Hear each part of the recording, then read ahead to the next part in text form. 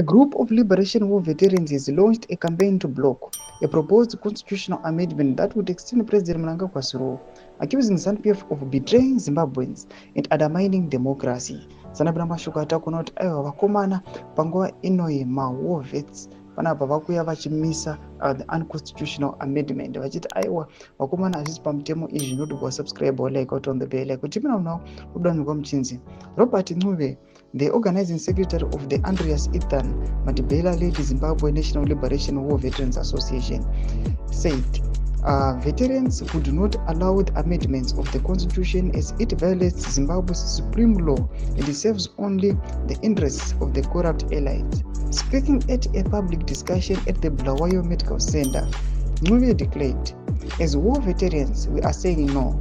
We don't support changing the constitution. This is a betrayal of the people."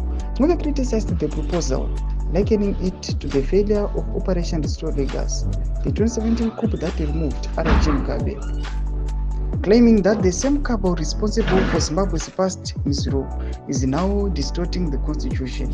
He accused members of the parliament of prioritizing self-interest over the public good, stating MPs don't want elections in 2028 because they know they won't be re-elected after failing their constituents. The veterans have begun grassroots mobilization to ensure citizens reject the amendment, even threatening to turn ZANU-PF insiders against the proposal. "We will go back to the electorate and convince them that this term extension is not for the people."